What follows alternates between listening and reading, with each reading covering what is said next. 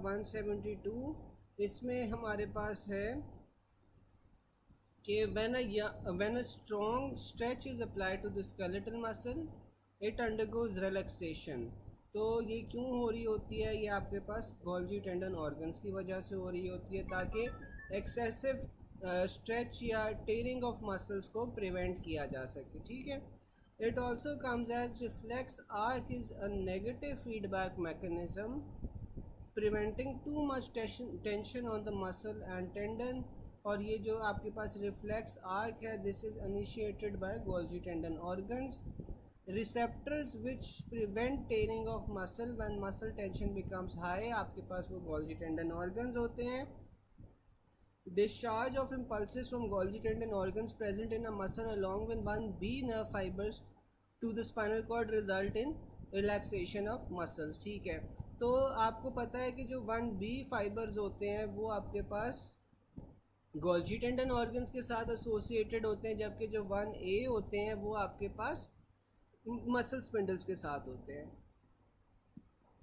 During voluntary movement Golgi tendon organs from the central nervous system about tension develop in the muscle being moved. Golgi tendon organ detect tension in the agonists. The muscle which prevent the muscle from tearing under constant pressure is Golgi tendon organs. फिर आगे आ जाता है कि tendon stuck with hammer, what happens. तो जब tendon आप hammer से स्ट्राइक करते हो तो इसमें क्या होता है, वो आपके पास nuclear back fibers at the end of muscle spindles को एलिसिट करती है. In patellar reflex which receptors are involve, तो पटेलर रिफ्लेक्स में आपके पास मसल स्पिंडल्स आ जाते हैं. Receptors in muscles which prevent their length to go beyond limit, आपके पास वो मसल स्पिंडल होते हैं. Muscle spindle primary will detect muscle change को, ये आपके पास डिटेक्ट करते हैं मसल लेंथ की चेंज को. Response to CNS about muscle stretch to detect changes in muscle spindle. फिर अगला हमारे पास पॉइंट नंबर 240 में flexor tendon reflex is mediated by nuclear bag. Flexor reflex occurs due to noxious stimuli, ठीक है. कोई नॉक्शियस स्टिमुलस होता है जिसमें बॉडी अपने आप को डेंजर के अंदर महसूस करती है, तो उसमें आपके पास जो फ्लेक्सर रिफ्लेक्स होता है वो होगा. A flexion reflex is mostly the result of noxious stimuli. A boy walking barefoot gets pricked by a pointed object lying on the ground. He immediately withdraws his leg. Which of the following is involved in flex withdrawal? तो ये आपके पास free nerve endings होती हैं, ठीक है. जो free nerve endings होती हैं वो आपके पास नॉक्शियस स्टिमुलस को डिटेक्ट करती हैं और आपके पास फिर फ्लेक्सर रिफ्लेक्स करवाती हैं. Tendon stuck with hammer, what happens. तो ये आपके पास न्यूक्लियर बैक फाइबर्स को एलिसिट करता है at the end of muscle spindles. जी डॉक्टर बीनेश, आप पूछे, क्या सवाल पूछना है. Muscle shortening in response to stretch is predominantly flexors. A young medical student already holding 3 books wants to pick up the 4th book from the library.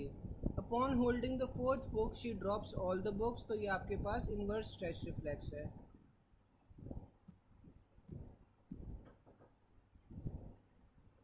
अच्छा, आप पूछ रहे हो कि गोल्जी टेंडन ऑर्गन्स और न्यूक्लियर बैक फाइबर्स में क्या difference है.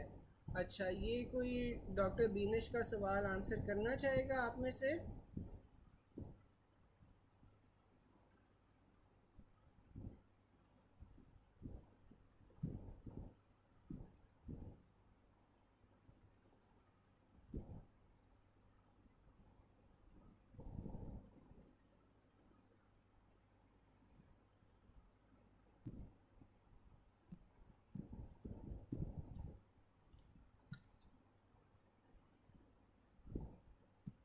अच्छा डॉक्टर बीनेश, इस तरह है कि जो गोल्जी टेंडन ऑर्गन्स होते हैं ना, ये आपके पास प्रोप्रियोसेप्टिव सेंसरी रिसेप्टर्स होते हैं जो कि आपके पास मसल फाइबर्स और उनके टेंडन्स के बीच में पड़े होते हैं, ठीक है. तो जो गोल्जी टेंडन ऑर्गन्स होते हैं वो आपके पास प्रोप्रियोसेप्शन जोन सी है ना, वो डिटेक्ट कर रहे होते हैं. तो जब भी आपके पास मसल ज़्यादा टेंस हो जाता है तो वो उसे टेयर होने से बचाते हैं, ठीक है. तो इसीलिए हम कहते हैं कि ये जो प्रोप्रियोसेप्शन है ये उसे सेंस कर रहे हैं मसल फाइबर और टेंडन के दरमियान जो आपके पास गोल्जी टेंडन ऑर्गन्स होते हैं, ठीक है।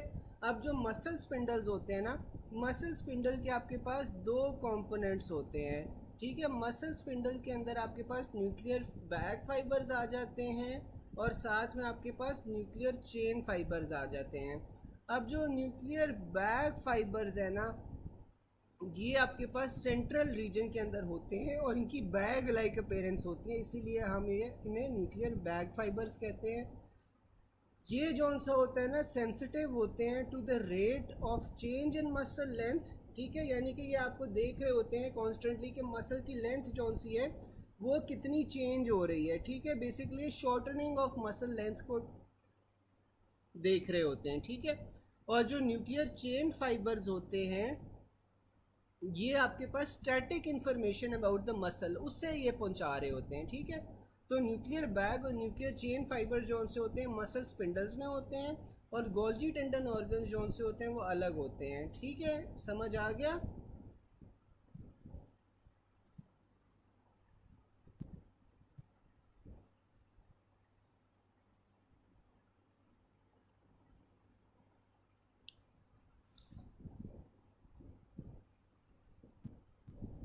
डॉक्टर बीनेश, आपको समझ आ गया था?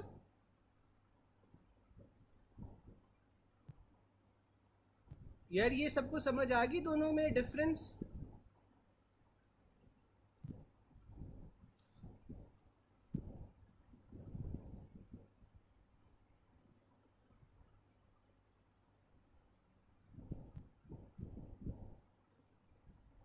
अच्छा,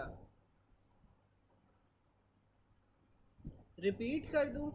चले मैं रिपीट कर देता हूँ। अच्छा, हमारे पास ना दो तरह के जौन से फाइबर्स होते हैं। सबसे पहले तो ये देख लो ना, जो आपके पास दो तरह के फाइबर्स होते हैं ना, एक हमारे पास गोल्जी टेंडन ऑर्गन्स होते हैं, दूसरे हमारे पास जौन से हैं वो मसल स्पिंडल होते हैं, ठीक है। अच्छा, अब जो गोल्जी टेंडन ऑर्गन्स होते हैं उनका क्या फंक्शन होता है कि वो जौन सा है ना प्रोप्रियोसेप्शन के अंदर रिस्पॉन्सिबल होते हैं, ठीक है। बेसिकली वो आपके पास जो मसल है उसकी मूवमेंट को डिटेक्ट कर रहे होते हैं कि किस टाइम पे आपका मसल कहाँ पे पड़ा हुआ है, ठीक है। तो इनका फ़ायदा क्या होता है कि जब एक्सेसिव आपके पास मसल के ऊपर जोर पड़ रहा है ना, तो गोल्जी टेंडन ऑर्गन्स जो से हैं वो डिटेक्ट करेंगे ये तो एक्सेसिव स्ट्रेच हो रहा है मसल, ठीक है। तो ये ना हो कि ये मसल जो सा है वो टीयर हो जाए। तो इन दैट रिस्पॉन्स या उसके रिस्पॉन्स में आपके पास सॉरी, जो गोल्जी टेंडन ऑर्गन्स होते हैं ना वो मसल को रिलैक्स कर देते हैं, ठीक है। तो ये बेसिकली आपके पास प्रोप्रियोसेप्टिव सेंसरी रिसेप्टर ऑर्गन्स होते हैं, जो कि आपके पास मसल फाइबर और उसके टेंडन्स के बीच में पड़े होते हैं। इनका फंक्शन क्या होता है कि ये एक्सेसिव स्ट्रेच को जौन सा है ना वो डिटेक्ट करते हैं और मसल को रिलैक्स कर देते हैं and prevent them from tearing. दूसरे आपके पास जौन सा है ना मसल स्पिंडल आ जाता है। अब जो मसल स्पिंडल होता है ना, ये प्राइमरीली आपके पास सेंसरी रिसेप्टर्स होते हैं, जो कि आपके पास मसल के लेंथ की चेंजेस आपको बताते हैं और उसकी जो रेट ऑफ चेंज है ना लेंथ की वो बता रहे होते हैं, ठीक है। इसमें आपके पास दो तरह के फाइबर्स होते हैं मसल स्पिंडल में। एक हमारे पास आ जाते हैं न्यूक्लियर बैग फाइबर्स और दूसरे हमारे पास आ जाते हैं न्यूक्लियर चेन फाइबर्स। अब जो न्यूक्लियर बैग फाइबर्स है ना, ये आपके पास सेंट्रली पड़े होते हैं, ठीक है। और इनका क्या काम होता है कि ये आपके पास rate of change of muscle length बता रहे होते हैं, ठीक है, कि जो मसल की लेंथ है वो किस हिसाब से आपके पास चेंज हो रही है, ठीक है। और ये सिग्नल्स वो स्पाइनल कॉर्ड को भेज रहे होते हैं। दूसरा आपके पास आ जाता है न्यूक्लियर चेन फाइबर्स। जो न्यूक्लियर चेन फाइबर्स होते हैं वो आपके पास जो मसल की स्टैटिक लेंथ है, यानी कि जो आपके पास एक नॉर्मल पोजीशन के ऊपर आपके पास मसल की लेंथ पड़ी हुई है, उसे जौन सा है वो स्पाइनल कॉर्ड तक सिग्नल्स दे रहे होते हैं। अब समझ आ गई सबको?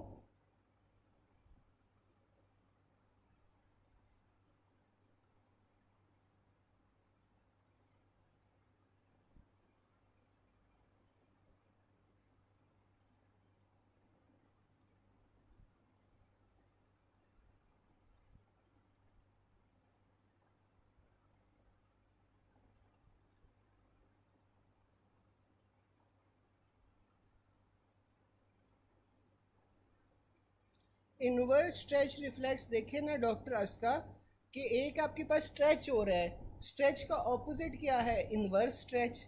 ठीक है, कि देखो वो क्या बता रहा है कि एक मेडिकल स्टूडेंट है, उसने बहुत सारी किताबें उठाई हुई हैं। ठीक है, अब आपके पास जब बहुत सारी किताबें उठाई होंगी तो मसल कॉन्स्टेंटली एक कॉन्ट्रैक्टेड स्टेट में होगा। ठीक है ना, तो उसके ऊपर कॉन्स्टेंटली आपके पास वो कॉन्ट्रैक्टेड स्टेट में उसके ऊपर जान लग रही है, तो क्या होगा, इनवर्स स्ट्रेच रिफ्लेक्स एक्टिवेट हो जाएगा। और जब इनवर्स स्ट्रेच रिफ्लेक्स एक्टिवेट होगा तो मसल रिलैक्स कर जाएगा, और रिलैक्स करेगा तो उसकी किताबें गिर जाएंगी फिर। ठीक है, तो अब आप मुझे बताओ कि जो इनवर्स स्ट्रेच रिफ्लेक्स है वो गोल्जी टेंडन ऑर्गन्स के साथ एसोसिएटेड होना चाहिए या मसल स्पिंडल्स के साथ होना चाहिए, या आप लोग बताओ अब।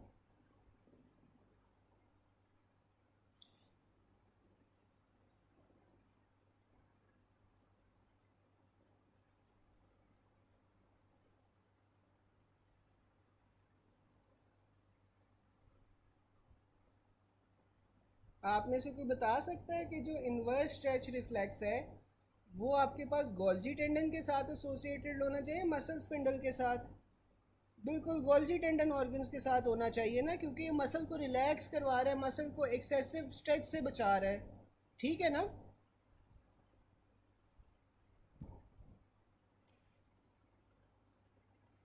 फिर हमारे पास आ जाता है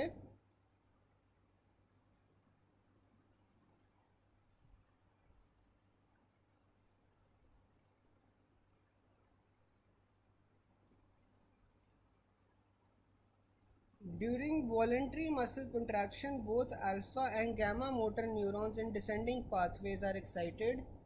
एक सेकंड में क्वेश्चंस देख लूँ। डायसिनेप्टिक आप तो पूछ रहे हो।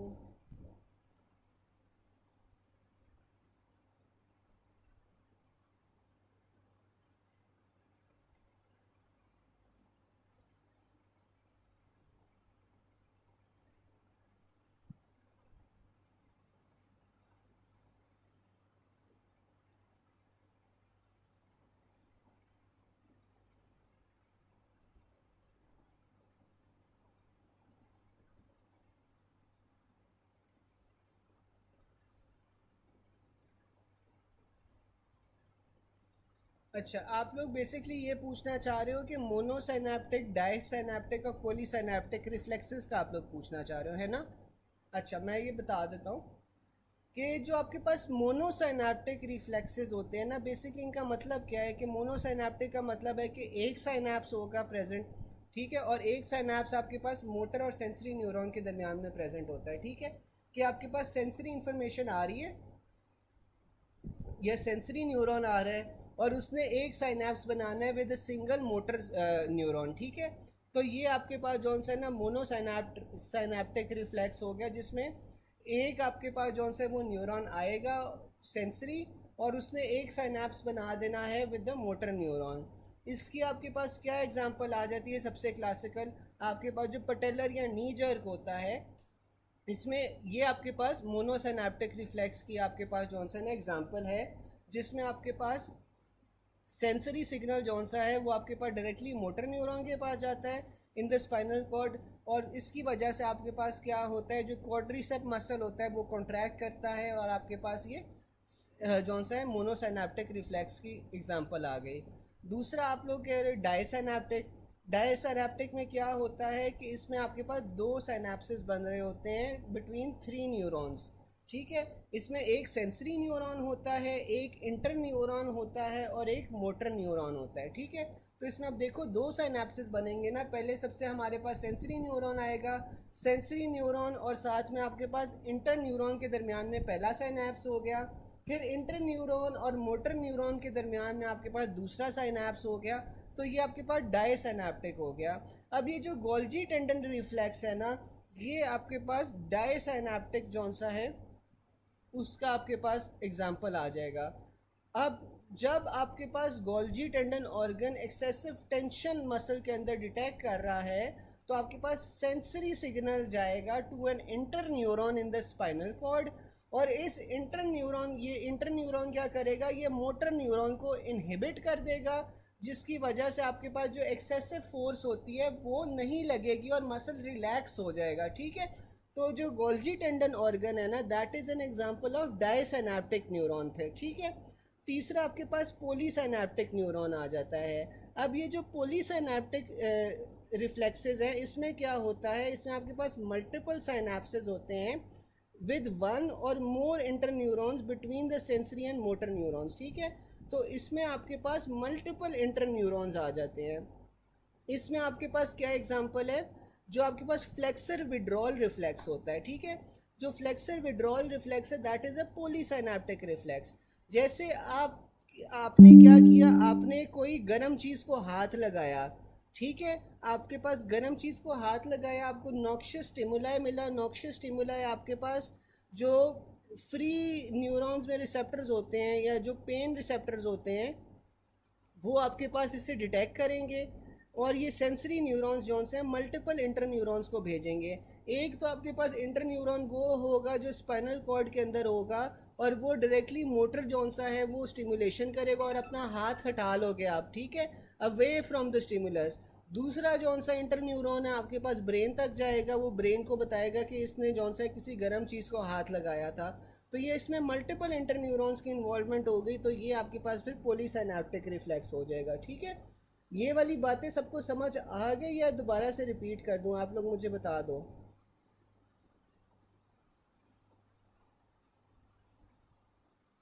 यार ये बातें समझ आ गई डॉक्टर जवेरिया, अब आपको समझ आ गई। मोनोसिनेप्टिक की जौन सी है ना आपके पास, ये जो आपके पास पटेलर रिफ्लेक्स होता है, this is an example of monosynaptic neuron. सबको समझ आ गई है, ये रिपीट कर दूं?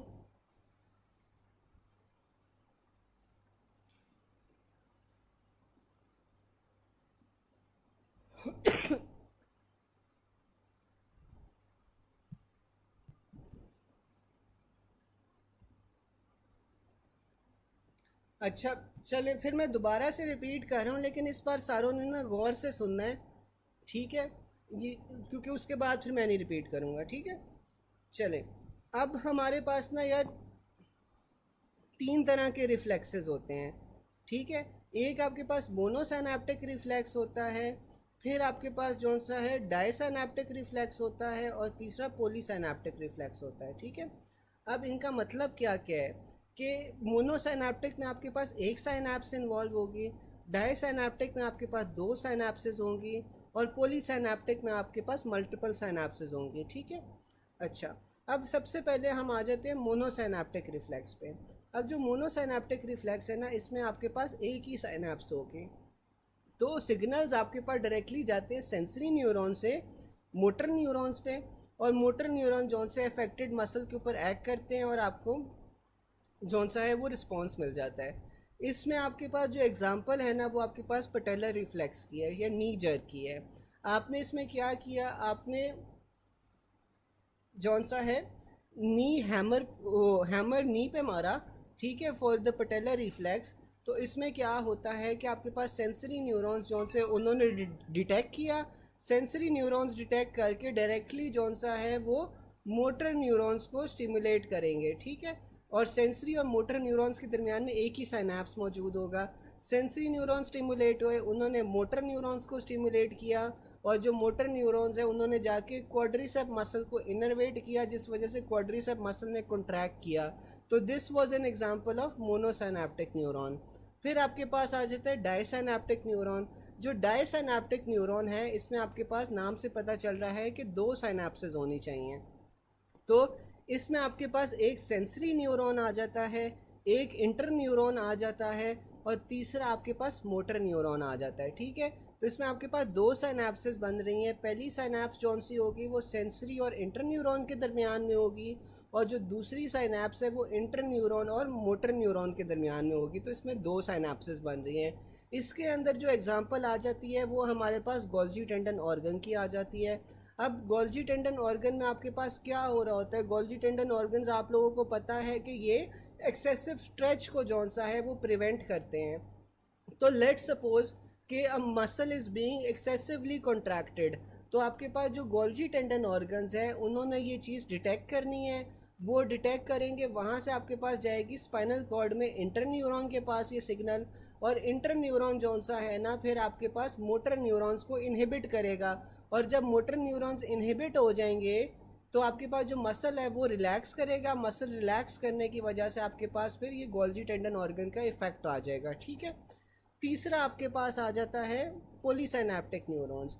अब जो पोलीसाइनेप्टिक न्यूरॉन्स हैं इसमें भी आपको नाम से पता चल रहा है कि इसमें आपके पास मल्टीपल साइनेप्सिस मौजूद होनी चाहिए। इसका जो प्राइमरी एग्जांपल है वो क्या है, फ्लेक्सर विड्रॉल रिफ्लेक्स। अब फ्लेक्सर विड्रॉल रिफ्लेक्स में आपके पास क्या होता है कि आपके पास कोई भी नॉक्शियस स्टिमुलाई होता है, जैसे कि आपके पास आपने किसी गर्म फ्राइंग पैन को हाथ लगा दिया लेट सपोज, ठीक है। तो आपके पास क्या होगा कि फ्री नर्व एंडिंग्स जौन सा है वो डिटेक्ट करती हैं कि इन्होंने किसी गर्म चीज़ को हाथ लगा दिया है। यहाँ से आपके पास सेंसरी न्यूरॉन्स आएंगे। अब जो सेंसरी न्यूरॉन्स हैं इन्होंने अब बीच में साइनेप्सिस करना है फ्रॉम मल्टीपल इंटर न्यूरॉन्स के साथ ये साइनेप्स करेंगे। जो एक इंटर न्यूरॉन है उसने जाके फौरी तौर पे मोटर न्यूरॉन को एक्टिवेट करना है। मोटर न्यूरॉन एक्टिवेट हो गया तो आपने हाथ जौन सा है वो फौरी तौर पे जो गर्म चीज़ थी वहाँ से हटा लिया। दूसरा जो इंटर न्यूरॉन है वो आपके पास सिग्नल्स लेके जाएगा ब्रेन की तरफ, और इसमें इस तरह मल्टीपल जोन से ना इंटर न्यूरॉन्स इन्वॉल्व होंगे, ठीक है। तो ये आपके पास पोलीसाइनेप्टिक रिफ्लेक्स की एग्जांपल हो गई। अब सबको समझ आ गया है ये बात?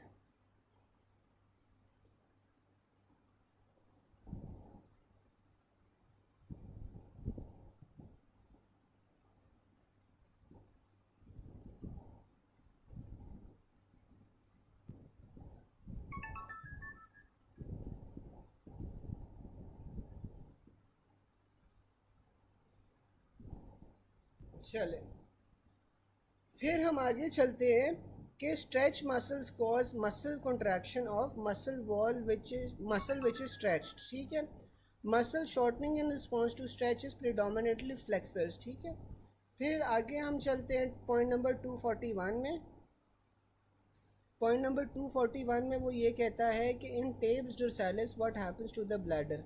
तो टेबिस डोर्सालिस में आपके पास एटॉनिक ब्लैडर आता है। अच्छा, अब ये तो पता होगा आप सबको कि जो टेबिस डोर्सालिस है that is a complication of syphilis. लेकिन आप में से मुझे कोई बता सकता है कि जो टेबिस डोर्सालिस है वो प्राइमरी सिफिलिस में होती है, सेकेंडरी में होती है, टर्शरी में होती है?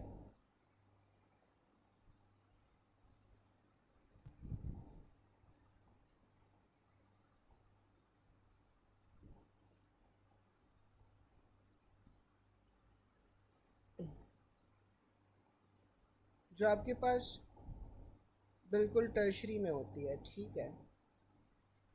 अच्छा, अब जो टेबिस डोर्सालिस है ना इसमें आपके पास क्या हो रहा है, इसमें आपके पास एटॉनिक ब्लैडर आपको मिलेगा,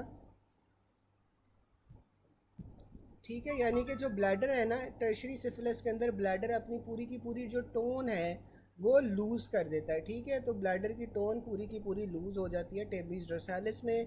फिर हमारे पास आ जाता है न्यूरोजेनिक ब्लैडर।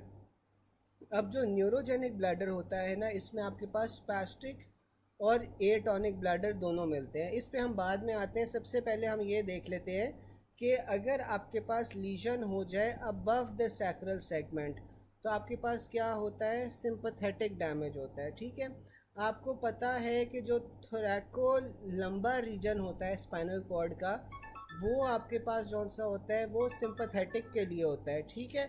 और जो पैरासिम्पथेटिक होता है, पैरासिम्पथेटिक कौन सा पार्ट होता है, क्रेनियोसैक्रल, ठीक है। जो क्रेनियोसैक्रल पार्ट होता है that is the parasympathetic part, और जो आपके पास थोरैको लंबर होता है ना that is the sympathetic part, ठीक है। तो अब ये देखो लीजन है above the sacral segment, sacral segment के अबव आपके पास क्या मिलेगा, आपको थोरैको लंबर एरिया मिलेगा। और अगर आपके पास थोरैको लंबर एरिया जौन सा है वो डिस्टर्ब हो गया है तो थोरैको लंबर एरिया किस चीज़ को कंट्रोल कर रहा था, आपके पास सिंपैथेटिक रिस्पॉन्स को कंट्रोल कर रहा होता है। तो एज अ रिज़ल्ट आपको सिंपैथेटिक डैमेज मिलता है। और अगर आपके पास सिंपैथेटिक डैमेज होगा तो आपके पास क्या होगा, पैरासिम्पथेटिक डोमिनेट करेगा। और जब पैरासिम्पथेटिक जब आपके पास डोमिनेट करेगा तो पैरासिम्पथेटिक रिस्पॉन्स का ब्लैडर पे क्या काम होता था कि ये ब्लैडर को कॉन्ट्रैक्ट करवाता था, ऐसा ही है ना। जो पैरासिम्पथेटिक होता है वो ब्लैडर को कॉन्ट्रैक्ट करवाता है तब आप यूरिनेट करते हो। तो पैरासिम्पथेटिक यहाँ पे डोमिनेट करेगा तो आपको स्पेस्टिक ब्लैडर मिलेगा, यानी कि जो ब्लैडर है वो हर वक्त अपनी एक कॉन्ट्रैक्टेड स्टेट में होगा, ठीक है। फिर अब दूसरा आ जाता है लीजन बिलो और एट द सैक्रल सेगमेंट। अब जो सैक्रल सेगमेंट है वो हमने देखा था that was responsible for parasympathetic activity. अच्छा, अगर सैक्रल सेगमेंट के ऊपर इंजरी होगी तो पैरासिम्पथेटिक फिर आपके पास डैमेज हो जाएगा, तो फिर आपके पास सिंपथेटिक डोमिनेट करेगा। और अगर सिंपथेटिक डोमिनेट करेगा तो सिंपथेटिक का क्या काम होता था कि वो ब्लैडर को रिलैक्स करवाता था, तो आपको ये ऑटोनोमस ब्लैडर मिलेगा which will be in a relax state फिर, ठीक है। न्यूरोजेनिक ब्लैडर क्या होता है? न्यूरोजेनिक ब्लैडर में आपके पास एटॉनिक ब्लैडर भी होता है, स्पैस्टिक ब्लैडर भी होता है, ठीक है। ये कॉम्बिनेशन होता है दोनों का, जिसमें आपको स्पैस्टिक और एटॉनिक ब्लैडर दोनों मिलते हैं, ठीक है। ये वाली बात सबको समझ आ गई?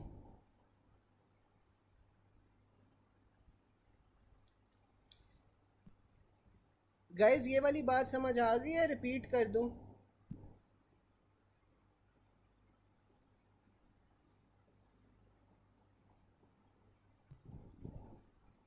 डॉक्टर जुनेद, यूएसए ना निमोनिक था इसका, जो वैसे यूएसए निमोनिक था, मुझे अब निमोनिक याद नहीं आ रहा है इसका। अगर किसी को याद है तो वो यहाँ पे ग्रुप के अंदर ना यूएसए वाला निमोनिक बता दे, ठीक है। फिर हमारे पास आ जाता है कि injury to sacral segment of spinal cord causes autonomous bladder causing continuous dribbling. अच्छा, अब सैक्रल सेगमेंट के ऊपर अगर आपके पास इंजरी हुई है तो सैक्रल सेगमेंट की इंजरी की वजह से आपको ऑटोनोमस ब्लैडर मिलता है। और ऑटोनोमस ब्लैडर में आपके पास क्या होता है कि कंटिन्यूस ड्रिबलिंग होती रहती है। What will the effect be when parasympathetic supply to bladder is affected? तो वही आपके पास ऑटोनोमस ब्लैडर आ जाएगा। After RTA patient presents with spinal cord injury, तो स्पाइनल कॉर्ड इंजरी है तो ये आपके पास स्पैस्टिक ब्लैडर होगा, क्योंकि ये अबव द सैक्रल सेगमेंट होती है। Injury above the sacral spinal segment causes which of the following, तो आपके पास वो न्यूरोजेनिक ब्लैडर भी हो सकता है इसमें। फिर हमारे पास आ जाता है the urinary bladder dysfunction due to renal lesion cause by tabes dorsalis. तो टेबीज डोर्सालिस भी आपके पास एटॉनिक यूरिनरी ब्लैडर करवा रहा होता है, ठीक है।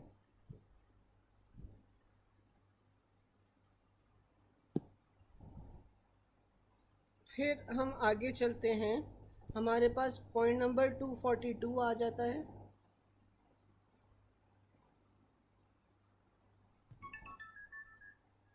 डॉक्टर मीशा, आप ऑटोमेटिक कब कह रहे हो?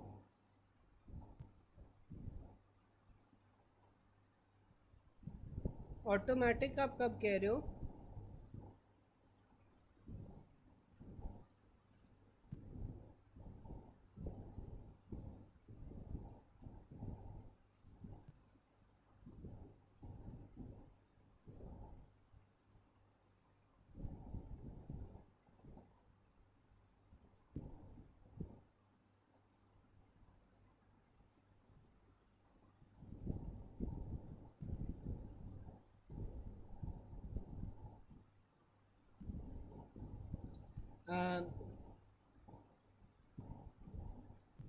सैक्रल सेगमेंट के ऊपर जो ऑटोनोमस ब्लैडर होता है ना, ऑटोनोमस ब्लैडर का यही मतलब होता है कि आपके पास जो ब्लैडर है ना उसकी कंटिन्यूस जौन सी है वो ड्रिबलिंग होती रहती है। तो ये ऑटोनेमेटिक और ऑटोनोमस जौन सा है ना वो एक ही चीज़ है, ठीक है। जो ऑटोनोमस और ऑटोमेटिक होता है वो एक ही चीज़ है, यानी कि आपके पास जो यूरिन है वो कंटिन्यूसली ड्रिबल होता रहता है, और ये आपके पास फिर सैक्रल सेगमेंट की जौन सी लीजन होती है ना उस पर होता है, ठीक है। तो ये ऑटोनोमस और automatic are the same things. फिर हम आगे चलते हैं पॉइंट नंबर 242 में। पॉइंट नंबर 242 में वो ये बता रहा है कि आपके पास बायलैटरल रिकरेंट लरेंजियल नर्व कट हो गई है, ठीक है। दोनों साइड्स के आपके पास लरेंजियल नर्व कट हो गई है। इसमें मसल कौन सा स्पेयर होगा? क्रिकोथायरॉयड। अच्छा गाइस, इस तरह है कि जो पॉइंट नंबर 242 है ना, ये हम कल कर लेते हैं या जो नेक्स्ट क्लास होगी उसमें कर लेंगे ये मैं चाह रहा था कि आप लोगों को ना एक बार डायग्राम्स के साथ दिखा दूँ, मेरे पास अभी वो डायग्राम्स पड़ी नहीं हुई। तो ये जो पॉइंट नंबर 242 है ना, ये हम ज़रा अगली क्लास में कर लेंगे डायग्राम्स के साथ, ठीक है। ये अभी के लिए आप छोड़ दो। अगला वाला पॉइंट हम करते हैं, पॉइंट नंबर 243, ठीक है। 242 छोड़ दो, ये हम अगली क्लास में कर लेंगे। फिर हमारे पास 243 में आ रहा है, during thyroidectomy superior thyroid artery is ligated close to the gland to save the external laryngeal nerve. अब थायरॉयडेक्टमी के दौरान जब हम थायरॉयड निकाल रहे होते हैं, तो आपने जो सुपीरियर थायरॉयड आर्टरी है उससे ग्लैंड के क्लोज जौन सा लाइगेट करना है एक्सटर्नल लारेंजियल नर्व को सेव करने के लिए, ठीक है। वैसे अब वो पॉइंट्स हमें बता रहा है कि जो इस्थमस होता है थायरॉयड ग्लैंड का, वो आपके पास सेकंड, थर्ड और फोर्थ ट्रेकियल रिंग्स के दरमियान में होता है, ठीक है। इस्थमस आपके पास सेंट्रली प्लेस्ड होता है थायरॉयड में, और ये सेकंड, थर्ड और फोर्थ ट्रेकियल। अच्छा, ये आप मुझे ग्रुप में रिमाइंड करवा देना, मैं आप लोगों को एक बार कंफर्म करके फिर बता दूंगा, ठीक है। मुझे ग्रुप में रिमाइंड करवा देना, मैं कंफर्म करके बता दूंगा। इस्थमस ऑफ थायराइड ग्लैंड जौन सा होता है वो सेकंड, थर्ड और फोर्थ ट्रेकियल रिंग से जौन सा है ना, वो अगेंस्ट उनके लाए कर रहा होता है। जो थायराइड ग्लैंड होता है वो वर्टिब्रस कौन से के अराउंड लाए कर रहा होता है, C5, C6, C7, T1, ठीक है। तो जो थायराइड ग्लैंड आपके पास C5 से लेकर T1 वर्टिब्रा तक होता है, और इसमें सेकंड, थर्ड और फोर्थ ट्रेकियल रिंग्स के ऊपर आपके पास इस्थमस आ जाता है। The thyroid gland is enclosed in pre tracheal fascia. तो जो थायराइड ग्लैंड होता है वो प्री ट्रेकियल फेशिया के अंदर इंक्लोज होता है। आपके नेक के अंदर कितने फेशियाज होते हैं, मुझे कोई चैट बॉक्स में बता सकता है कि नेक के अंदर आपके पास कितने फेशियाज होंगे?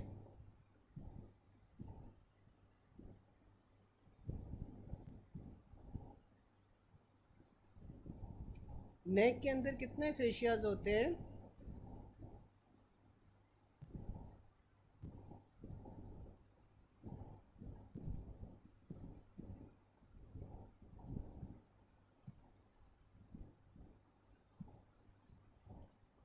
3 फेशियाज होते हैं, ठीक है ना, 3 फेशियाज होते हैं। एक आपके पास आ जाता है प्री ट्रेकियल लेयर, एक आ जाता है प्री वर्टिब्रल लेयर, और तीसरा आ जाता है डीप इन्वेस्टिंग लेयर, ठीक है। ये 3 फेशियाज होते हैं जो नेक के अंदर होते हैं। जो थायराइड होता है ना, वो आपके पास,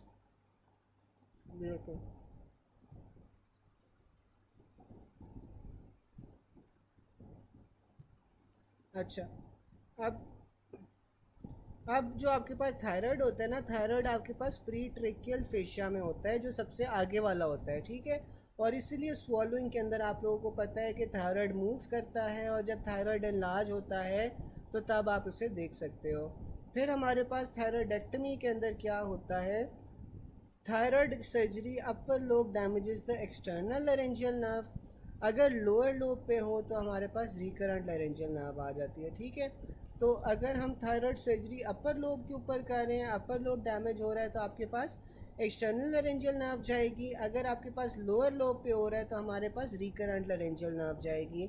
मोस्ट कॉमन नर्व इंजर आपके पास कौन सी होती है? आपके पास एक्सटर्नल लारेंजियल नर्व होती है, जो सबसे कॉमनली इंजर्ड होती है थायराइडेक्टमी के दौरान। अच्छा, अगर मैं ये पूछ लूँ कि ट्रेकियोस्टमी के दौरान आपके पास कौन सी नर्व इंजर होती है, तो ट्रेकियोस्टमी के दौरान कौन सी सबसे कॉमनली नर्व इंजर होगी? थायराइडेक्टमी में तो उसने बता दिया कि एक्सटर्नल लारेंजियल नर्व होती है डैमेज, जो ऊपर वाले लोब के साथ होती है। ट्रेकियोस्टमी में कौन सी नर्व डैमेज होती है?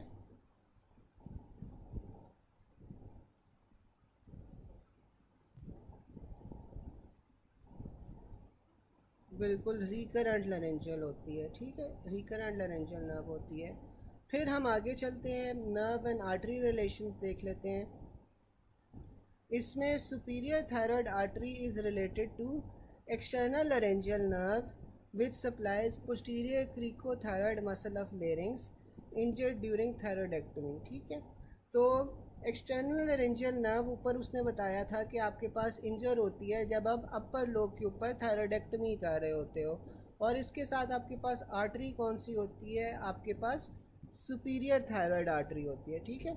तो सुपीरियर थायराइड आर्टरी के साथ एक्सटर्नल अरेंजियल नर्व होती है जो कि आपके पास पोस्टीरियर क्रिकोथायराइड मसल्स ऑफ लेरिक्स को सप्लाई कर रही होती है और ये थायराइडेक्टमी के अंदर डैमेज होती है। अच्छा, इसीलिए जौन सा है जब हम थायराइडेक्टमी कर रहे होते हैं तो आपने जो सुपीरियर थायराइड आर्टरी होती है उसे लाइगेट करना है as close as possible to the gland, क्योंकि इसके साथ आपके पास एक्सटर्नल अरेंजियल नर्व भी पड़ी होगी, वो ना इंजर हो जाए, ठीक है। जबकि जो इंफीरियर थायराइड आर्टरी होती है that is related to the recurrent laryngeal nerve which runs between the trachea and oesophagus, और ये कॉमनली ट्रेकियोस्टमी में डैमेज होती है जैसे अभी आप लोग बता रहे थे, ठीक है। और जो ट्रेकियोस्टमी होती है वो हम करते कहाँ पे हैं, वो हम सेकेंड ट्रेकियल रिंग पे करते हैं by pulling the isthmus inferiorly. फिर हमारे पास इंटरनल लारेंजियल नर्व आ जाती है। जो इंटरनल लारेंजियल नर्व होती है वो आपके पास थायराइड और हाइड बोन के दरमियान से गुजरी होती है। इसकी फिर थोड़ी सी हम एम्ब्रियोलॉजी देख लेते हैं। एम्ब्रियोलॉजी में वो ये बता रहा है कि जो थायराइड ग्लैंड है that is derive from the endoderm, thymus and inferior parathyroid आपके पास थर्ड ब्रेंकियल पाउच से होते हैं, और जो आपके पास सुपीरियर पैराथायराइड है वो आपके पास फोर्थ ब्रेकियल पाउच से होता है। तो आप लोगों को अगर याद हो तो इसका थोड़ा सा उल्टा हिसाब था ना पैराथायराइड का। जो आपके पास थाइमस और इंफीरियर पैराथायराइड थे वो ऊपर वाले थर्ड ब्रेंकियल पाउच से डिराइव हो रहे थे, और जो आपके पास नीचे वाला था फोर्थ ब्रेकियल पाउच उससे सुपीरियर पैराथायराइड ग्लैंड डिराइव हो रहा था, ठीक है। फिर हम इसकी लिम्फेटिक ड्रेनेज देख लेते हैं। तो जो थायराइड ग्लैंड की लिम्फ ड्रेनेज है वो आपके पास डीप सर्वाइकल लिम्फ नोड्स होंगे, ठीक है, क्योंकि ये आपके पास नेक में होता है और नेक में आपके पास सर्वाइकल लिम्फ नोड्स ही होते हैं जो मेन ड्रेन कर रहे होते हैं। जो इंफीरियर थायराइड वेन है वो आपके पास ब्रेकियोसेफेलिक वेन में चली जाती है, जबकि जो आपके पास सुपीरियर और मिडल थायराइड वेन है वो इंटरनल जगुलर में जाती है, ठीक है। तो लिम्फेटिक ड्रेनेज थायराइड की कहाँ से हो रही है, डीप सर्वाइकल लिम्फ नोड से। वीनस ड्रेनेज जौन सी है उसमें आपके पास तीन वेन्स आ जाती हैं, सुपीरियर, मिडल और इंफीरियर थायराइड वेन्स, ठीक है। जो सुपीरियर और मिडल थायराइड वेन्स हैं वो आपके पास इंटरनल जगुलर में जा रही हैं, जबकि जो इंफीरियर थायराइड वेन है वो आपके पास ब्रेकियोसेफेलिक वेन में जा रही है। फिर आपके पास landmark of thyroid gland is at the level of C5 to T1। अच्छा, अब आप लोग में से मुझे कोई बता सकता है कि जो इस्थमस होता है वो कौन से वर्टिब्रास सॉरी क्या जो इस्थमस होता है वो आपके पास कौन से ट्रेकियल रिंग्स के अराउंड जौन सा है वो लाई कर रहा होता है। इस्थमस कौन से ट्रेकियल रिंग्स को कवर कर रहा होगा?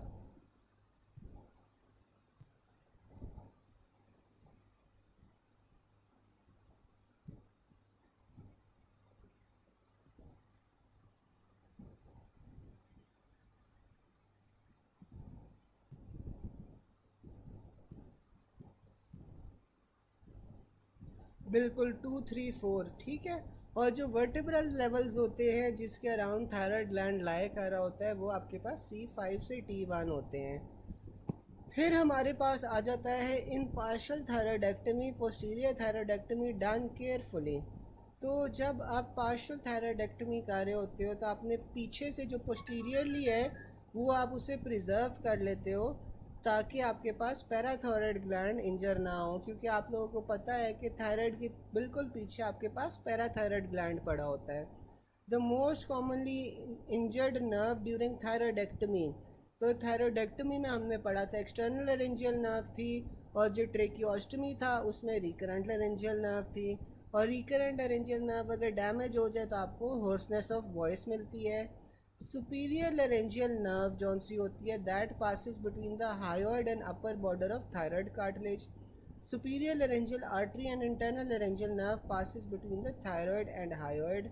नर्व सप्लाई ऑफ ट्रेकिया क्या होती है, ट्रेकिया की आपके पास रिकरेंट लारेंजियल नर्व होती है जो सप्लाई होती है। Isthmus of thyroid at the level of second, third और फोर्थ ट्रेकियल रिंग्स जो अभी आपने बताया था। 10 days after thyroidectomy had been done, patient आया विद स्पैज्म। इसमें आपको क्या है, हाइपोकैल्सीमिक टेटनी है क्योंकि पैराथायराइड ग्लैंड जौन सा है वो डैमेज हो गया है, ठीक है। फिर हमारे पास आगे आ जाता है during tracheostomy increase bleeding due to injury of interior jugular vein. अच्छा, ट्रेकियोस्टमी के दौरान अगर वो पूछ ले कि आपके पास एक्सेसिवली ब्लीड हो रहा है, तो आपके पास ये इंटीरियर जगुलर वेन होती है जो आपके पास सामने की तरफ पड़ी होती है, इसकी डैमेज की वजह से एक्सेसिव ब्लीडिंग हो सकती है।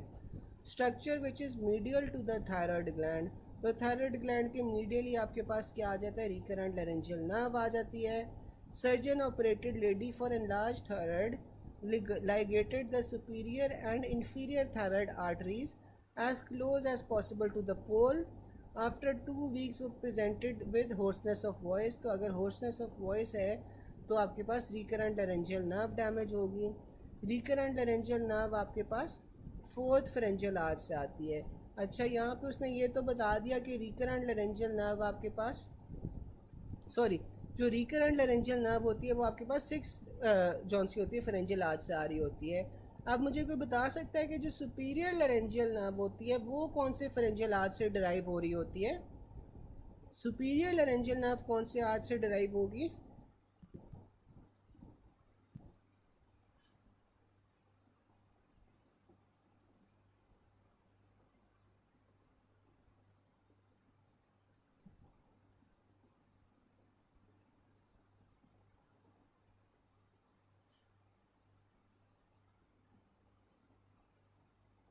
बिल्कुल 4th से होती है, ठीक है, बल्कि ये लिखा ही हुआ है।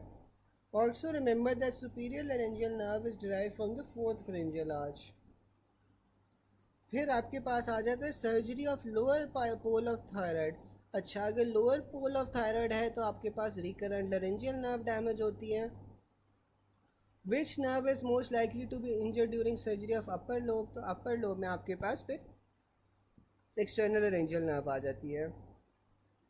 During thyroid surgery and ligation of the inferior thyroid artery, nerve susceptible to injury आपके पास कौन सी होती है? रिकरेंट लैरेंजियल नर्व होती है। It also comes this way, which nerve is most likely to be injured during surgery of lower pole of thyroid, तो lower pole में हमारे पास रिकरेंट लैरेंजियल नर्व थी। थायराइडेक्टमी की है लेफ्ट लोअर लोब पे, artery was damage with supply the area. Which nerve has most chances to be damage during the operation, तो अब ये देखो कि उसने लेफ़्ट लोअर पोल के ऊपर थायराइडेक्टमी की है, तो लेफ़्ट लोअर पोल के ऊपर आपके पास आर्टरी कौन सी होनी चाहिए? इन्फीरियर थायराइड आर्टरी होनी चाहिए। और इन्फीरियर थायराइड आर्टरी के साथ अगर वो नर्व का पूछ ले तो नर्व कौन सी होगी? रिकरेंट लैरेंजियल नर्व होगी। फिर हमारे पास आ जाता है inferior lobe of thyroid in association with recurrent laryngeal nerve, और आगे भी फिर वही है, ठीक है। Which of the following nerve accompanies the superior laryngeal artery, तो superior laryngeal artery के साथ आपके पास जौन सी होती है वो internal laryngeal nerve होती है, ठीक है।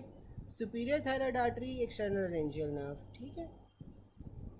फिर हमारे पास आ जाता है thyroid is invested in the pretracheal fascia, और इसी वजह से वो डीग्लूटेनेशन के ऊपर आपके पास वो मूव करता है। Infection of deep investing layer and pretracheal fascia आपके पास इंटीरियर मीडियस्टाइनम के ऊपर स्प्रेड हो रहा होता है। Swelling of neck which moves with swallowing, तो ये आपके पास फिर प्रीट्रेकियल फेशिया के अंदर जौन सा है वो थायराइड पड़ा होता है, तो इस वजह से वो स्वॉलोइंग पे मूव करता है। यहाँ तक यार सबको समझ आ गई? कोई क्वेश्चन तो नहीं है? अगर यहाँ तक सबको समझ आ गई है तो फिर जौन सा है आप मुझे बता दो, हम आगे चलते हैं।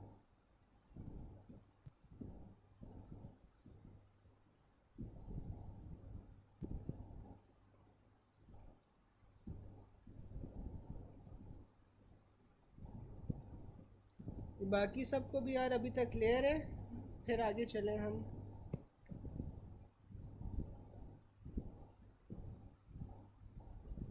चलें, फिर हमारे पास पॉइंट नंबर 244 आ जाता है। 244 में वो ये कह रहा है कि जो थायराइड की लिम्फ ड्रेनेज होती है, जैसे कि अभी हमने पहले देखा था, वो डीप सर्वाइकल लिम्फ नोड से होती है। अच्छा, अब मैं अगर इसकी वीनस ड्रेनेज की पूछूं तो वीनस ड्रेनेज पे आप लोग मुझे बता सकते हो कि 3 हमारे पास वेन्स होती हैं ना, एक आपके पास सुपीरियर, मिडल और इन्फीरियर थायराइड वेन्स होती हैं। जो आपके पास इन्फीरियर थायराइड वेन है वो किस वेन में ड्रेन करेगी? आप लोग मुझे चैट बॉक्स में बता सकते हो कि इंफीरियर थायराइड वेन कहाँ पे ड्रेन करती है?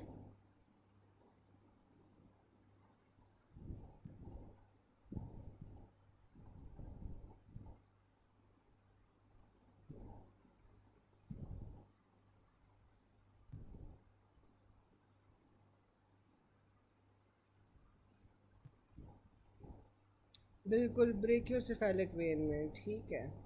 और जो सुपीरियर और मिडल होती है वो दोनों की दोनों आपके पास इंटरनल जगुलर वेन के ऊपर अंदर फिर ड्रेन करती हैं। फिर हम आगे चलते हैं पॉइंट नंबर 245 पे। पॉइंट नंबर 245 में वो ये कह रहा है कि जो नी रिफ्लेक्स रूट वैल्यू है दैट इज़ L3 L4। तो अब ये नीचे से हम ऊपर की तरफ चलते हैं। नीचे सबसे आपके पास एक्िलीज टेंडन होता है जिसपे एक्िलीज रिफ्लेक्स होगा। इससे जौन सा है ना वो अक्सर एंकल रिफ्लेक्स या एंकल जर्क भी कहता है वो, ठीक है।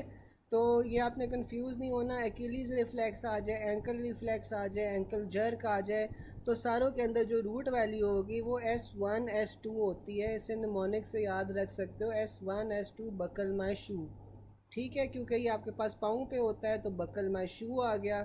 फिर हमारे पास जौन सा है पटेलर या नी रिफ्लेक्स आ जाता है। अब जो पटेलर या नी रिफ्लेक्स है इसके अंदर आपके पास क्या होगी, L3 L4, ठीक है। L3 L4 kick the door, क्योंकि इसमें आपके पास नी जॉइंट जौन सा है वो यूज़ होता है, ठीक है। तो इसलिए किक द डोर पटेलर या नी रिफ्लेक्स के अंदर आपके पास L3 L4 आ गए।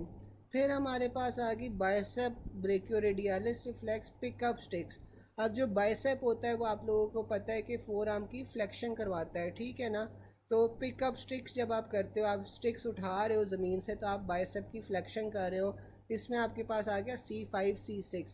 फिर ट्राइसेप रिफ्लेक्स में C7 C8 lead am straight, यानी कि जब आप एक्सटेंशन कर रहे होते हो तो तब आपके पास C7 C8 ले देम स्ट्रेट। और क्रीमेस्टेरिक रिफ्लेक्स में आपके पास आ जाता है L1 L2 टेस्टिकल्स मूव। अच्छा जी, फिर हम आगे चलते हैं।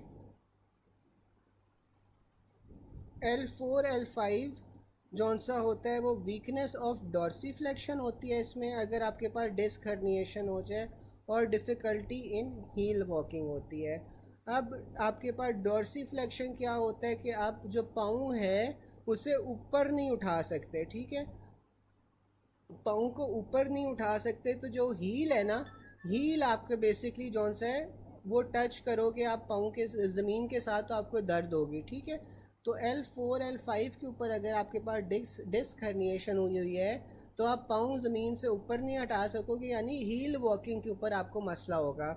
जबकि L5 S1 में क्या होता है, L5 S1 की अगर डिस्क हर्निएशन हो जाए तो प्लांटर फ्लेक्शन में डिफ़िकल्टी होती है, यानी कि आप टोज़ के ऊपर नहीं चल पाओगे, आप पाँव को नीचे नहीं कर पाओगे, ठीक है। नीचे आप देख सकते हो पाँव करके कि आप टोज़ के ऊपर ना फिर नहीं चल सकोगे। S1 नर्व कंप्रेस, आपके पास अगर S1 की नर्व कंप्रेशन हो रही है तो फिर आपके पास एंकल रिफ्लेक्स जौन सा है उसका लॉस है। A women develop static nerve compression at L4 L5। तो L4 L5 के ऊपर आपके पास अगर कंप्रेशन हो रही है तो डॉर्सीफ्लेक्शन में मसला होगा, जिस वजह से आप हील ऑफ फुट पे नहीं चल पाओगे। Lumbar pen associated with ankle jerk या वीक एंकल जर्क, जहाँ पे भी एंकल जर्क आ जाएगा आपने हमेशा S1 को चूज़ करना है। नी जर्क के लिए उसने बताया था किक द डोर, उसके लिए L3 L4 आ गया। A person picked heavy weight and developed posterior thigh pain, loss of ankle reflex। Again ankle reflex जहाँ पे भी आ जाएगा आपने आंखें बंद करके S1 को चूज़ कर लेना है। A patient had fall, lateral side of foot sensation lost, antral reflex lost, flexor hallucis nerve lost, तो आपके पास ये S1 आ जाएगा। A young patient with pain in lower lumbar region radiating to the back with of leg with history of weight lifting on exam, straight leg test was restricted at 30 degrees.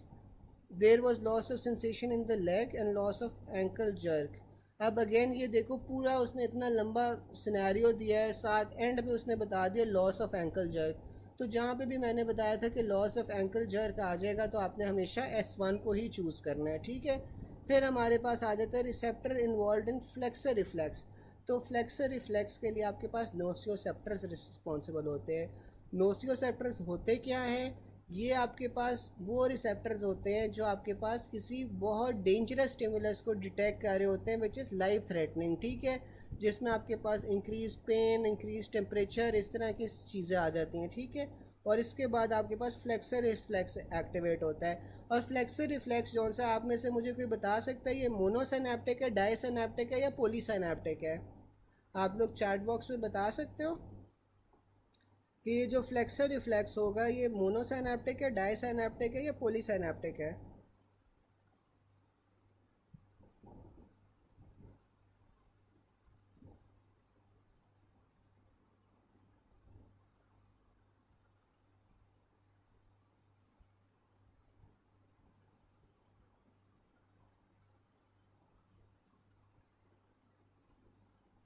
यार अभी तो मैंने आपको बताया था सारों को, क्या हो गया है?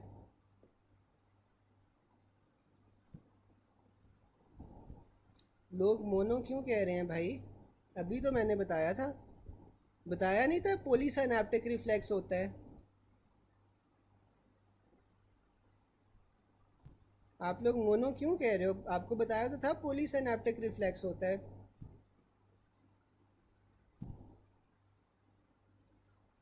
जो लोग मोनो कह रहे हैं वो मोनो क्यों कह रहे हैं?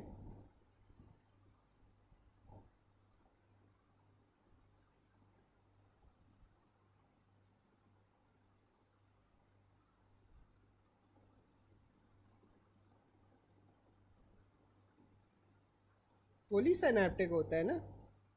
और मोनोसिनेप्टिक रिफ्लेक्स की क्या एग्जांपल थी? आप में से कोई बता सकता है कि मोनोसिनेप्टिक रिफ्लेक्स की क्या एग्जांपल थी?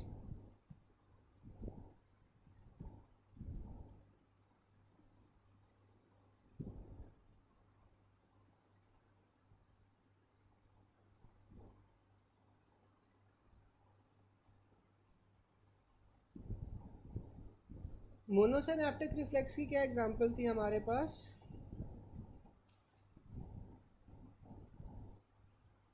बिल्कुल पटेलर रिफ्लेक्स, ठीक है। नी जर्क या पटेलर रिफ्लेक्स एक ही बात होगी, ठीक है। फिर हम आगे चलते हैं। Brain stem is not functioning.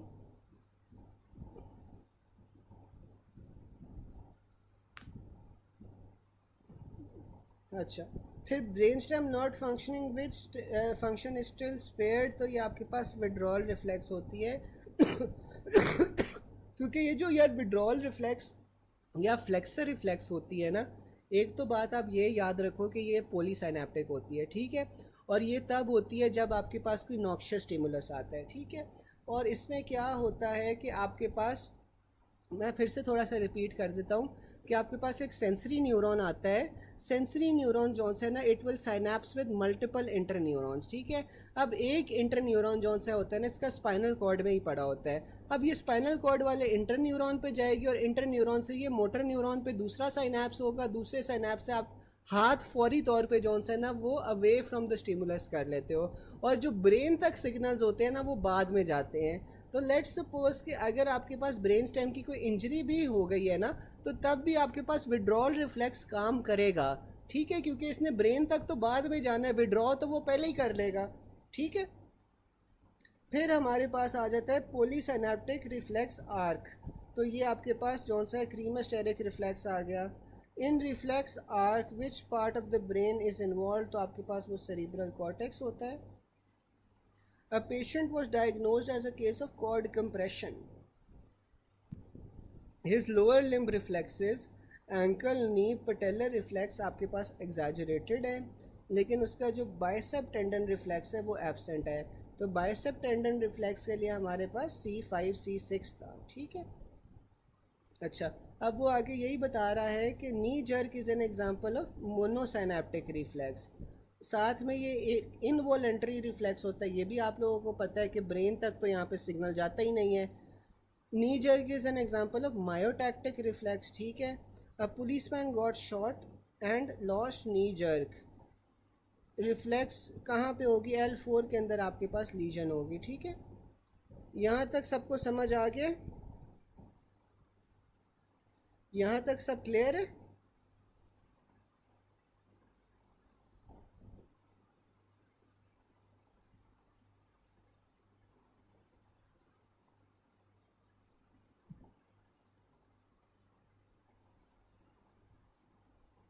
चले, किसी को कोई क्वेश्चन तो नहीं है अभी? फिर आप लोगों की थोड़ी देर में दूसरी क्लास भी शुरू हो जानी है 8:50 पे, तो आज के लिए बस करते हैं, फिर इंशाल्लाह बाकी जो है वो अगले लेक्चर में हम ख़त्म करने की कोशिश करेंगे। ठीक है, अल्लाह हाफिज़।